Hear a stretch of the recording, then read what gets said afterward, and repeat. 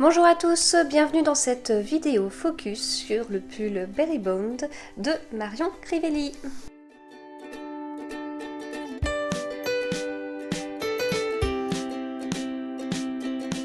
Alors, c'est un pull que j'ai testé pour Marion, c'est la première fois que je tricotais un modèle de Marion, donc c'est la première fois que je testais pour elle. Les explications sont en français, donc c'est quand même assez bien à savoir pour les personnes qui n'ont pas encore franchi le pas de tricoter des modèles en anglais. Ce que j'aime bien dans les explications, c'est que bon, elles sont claires, hein, mais c'est pas, on n'est pas sur un roman d'Émile Zola, voilà. Ça va globalement à l'essentiel. Donc pour moi, c'était très bien. Donc voilà, je suis très contente d'avoir pu tester pour Marion ce pull avec du jacquard en plus. Hein. Donc voilà, là vous voyez le yoke, vous apercevez le bout des manches et donc en bas du pull on se retrouve à nouveau avec le motif du yoke.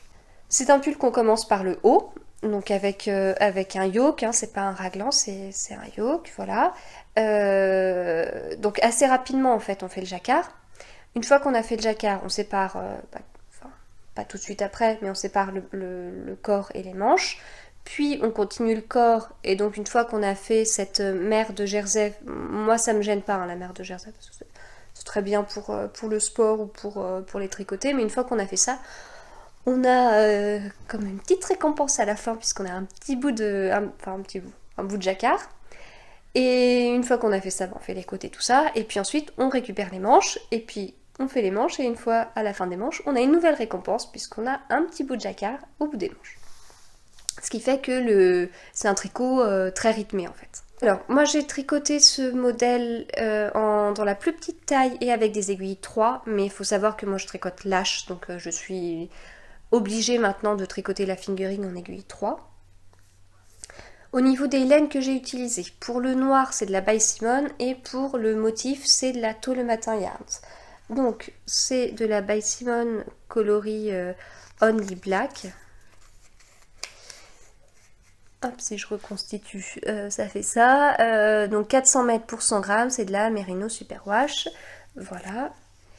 Et pour la Tôt le Matin Yarns, c'est le coloris Rocher dans la base Totsock 100% Merino Superwash 400 mètres pour 100 grammes. Alors, la By Simon, j'en avais déjà tricoté. J'avais un petit bout sur mon Find Your Fade, donc voilà, j'avais déjà trouvé ça très doux, hein, mais ça reste un petit bout d'un Find Your Fade. Je confirme que c'est doux. Voilà, je trouve que quand on tricote, c'est mon avis, mais je trouve que quand on tricote, le fil me paraît assez fin et je trouve qu'il gonfle bien au blocage et c'est doux quoi. Enfin, là j'ai un débardeur en dessous, c'est super agréable. Donc voilà, j'avais peur que le noir dégorge sur la couleur du yoke, du jacquard, qui est quand même plus clair, même si je suis d'accord, on a des speckles et si ça dégorge, à la limite, on aurait pu croire que c'était fait exprès, mais bon.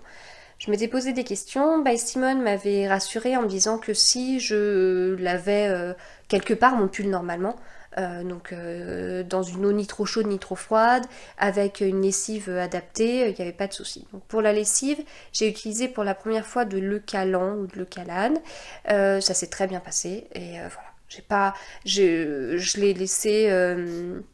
J'ai laissé tremper comme je laisse tremper un tricot normalement, hein. Je l'ai pas juste laissé 2 secondes, je l'ai laissé un peu tremper, je l'ai pas laissé 3 heures non plus, et voilà, j'ai eu aucun souci. La Tôt le Matin Yarns, donc c'est la première fois que j'en tricotais, vraiment rien à dire, j'ai trouvé ça très... Enfin, les couleurs m'ont toujours attirée de cette marque-là, hein. Elle fait quand même... Enfin, c'est surtout les laines à speckles qui m'attiraient chez elle. Là, ce coloris-là, je l'ai acheté dans la boutique 34 octobre à Montfort-l'Amaury, puisqu'elle a quand même pas mal dans la boutique des Tôt le Matin Yarns et également des Hedgehog. J'avais vraiment envie d'essayer de faire un jacquard avec une laine à speckles. Je trouvais ça moderne, déjà, on en voit de plus en plus. Je trouvais que avec une couleur principale noire, ça passait bien sans que ce soit olé olé, quoi. Voilà, ça restait quand même assez sobre malgré tout. Et, et alors le jacquard est addictif, vous le savez, je vous le dis, j'adore ça, rien que de voir là du jacquard, j'ai envie d'en refaire. Mais faire un jacquard avec des speckles, mais c'est encore plus addictif parce que la laine à speckles en général c'est addictif. J'en ai tricoté quelques fois, pas énormément, mais j'ai toujours eu cette sensation-là, ce truc de se dire on voit le fil qui déroule, on voit le fil coloré par endroits et on se dit tiens vivement que j'ai cette tache de couleur, oh bah tiens c'est une autre qui arrive, oh. Et puis en plus on regarde où est-ce qu'elle se place. Par exemple là quand je suis sur du rose je me dis pourvu que la prochaine tache de couleur elle soit pas juste en bas, donc hop on fait un tour, on regarde, non c'est bon, ça s'est un peu décalé, du coup ça répartit et voilà. Donc ça a un côté quand même très addictif, c'est bizarre ou je sais pas, mais je trouve ça assez rigolo. Donc voilà. Et puis le motif est quand même assez moderne. Donc je trouve qu'avec de la laine à speckles qui est assez moderne, ça va pas trop mal. Donc je trouve que c'est un modèle qui est assez simple à faire, même pour des personnes qui débutent en jacquard, hein, parce que déjà les explications sont en français, donc ça peut en rassurer certains.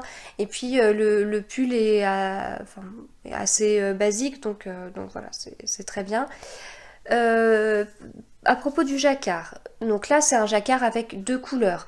Il n'y a pas de souci de croisement de fil. Enfin, je sais plus combien il y a de mailles qui séparent par exemple là les deux pointes, mais personnellement j'ai pas été croisée. Quand je croise, ça se voit toujours un peu au travers, donc je préfère laisser 5-6 mailles d'espace entre deux couleurs. Si je dois être à 7 mailles, bon là ok je vais croiser, mais 5-6 ça passe je trouve. Donc voilà, jacquard à deux couleurs, c'est assez débutant et tout ça. Puis vous voyez, le motif est voilà, assez simple, mis à part là où peut-être certains croiseraient, et moi je l'ai pas fait, mais sinon il n'y a pas besoin. Euh, mais pour ce modèle-là, j'ai utilisé pour la première fois la dominance des couleurs. Donc ça, je vous ai fait une vidéo plus complète dans un de mes épisodes de podcast, épisode 47, 46, je ne sais plus. Bref, c'est dans le titre, donc vous ne pouvez pas le louper.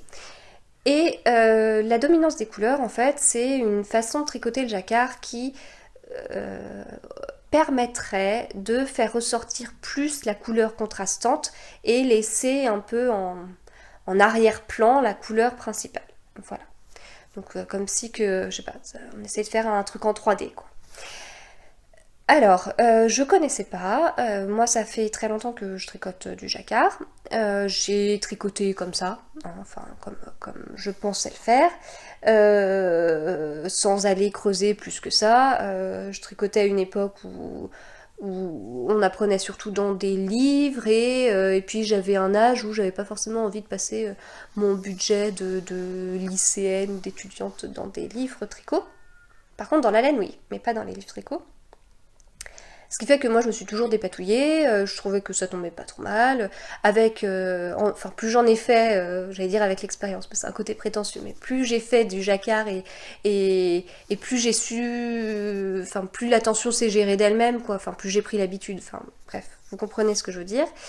Voilà, et donc une fois dans le commentaire on m'a parlé de la dominance des couleurs, j'ai été creusée et j'ai trouvé ça hyper intéressant forcément.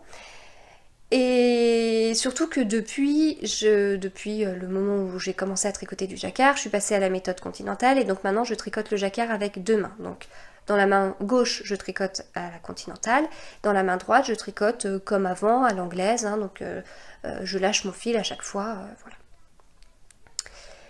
Et du coup, comme ma main gauche c'est ma main forte parce que la méthode continentale j'ai vraiment accroché et voilà, du coup je m'arrangeais pour chaque rang à ce que là où j'ai le plus de mailles, donc par exemple là où il y a les deux pointes, j'aurais mis le fil noir dans ma main gauche parce que c'est là où j'ai le plus de mailles à tricoter sur le premier rang et la couleur contrastante dans la main droite. Ce qu'il ne faut pas faire si on s'intéresse à la dominance des couleurs, puisqu'on met dans sa main forte la couleur contrastante. Donc c'est-à-dire que j'ai tricoté tout le jacquard avec dans ma main gauche mon fil de tout le matin yarns et dans la main droite le fil de By Simone. Voilà, donc j'étais un peu moins à l'aise quand j'avais des rangs à tricoter plus avec ma main droite que ma main gauche, hein, puisque maintenant je suis plus à l'aise avec la main gauche, mais voilà. Je trouve que... Alors déjà l'envers est nickel, puisque les fils, il y a toujours un fil plus bas que l'autre et c'est toujours les mêmes à chaque rang, donc voilà. Il y a un bel envers, ce que vous ne voyez pas est beau, croyez-moi. Non mais voilà, c'est quand même assez... C'est quand même plus logique, les fils se croisent...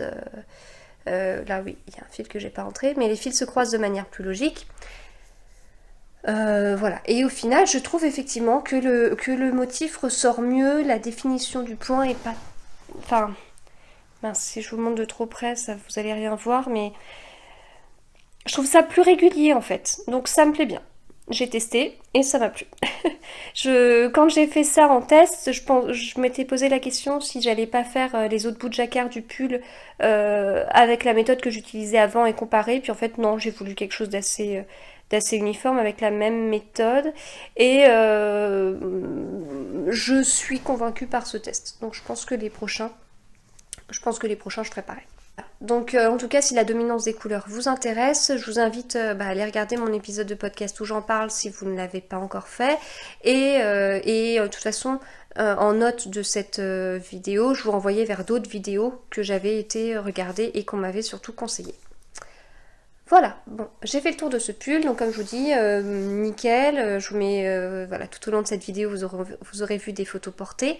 J'aime beaucoup comment il tombe, j'ai tendance ces derniers temps à faire des pulls qui sont peut-être un peu serrés, et si jamais je veux porter une ceinture, ça se voit au travers. Là, j'ai pas ce souci, donc c'est un petit peu plus large que ce que je peux faire, mais sans être trop large, quoi, donc voilà, c'est très bien. Et puis comme je vous dis, pour moi ça peut être un bon pull pour débuter en jacquard parce que enfin, quand je dis que le motif est simple, voilà, il est travaillé, il est graphique, il est géométrique, il est moderne, enfin, j'en suis convaincue de ce motif, hein, c'est ce qui m'a attirée sur ce pull, hein. Au début Marion mettait juste un petit échantillon sur Instagram et juste ça j'ai craqué, mais je pense que ça peut être pas mal pour débuter parce qu'il n'y a pas trop de croisement de fils et même si vous faites comme moi, vous en avez même pas du tout à faire. Voilà, donc un immense merci à Marion pour sa confiance. Ça a été un vrai plaisir de faire ce test, donc mille merci. Et puis je vous dis à bientôt, à demain pour mon prochain épisode.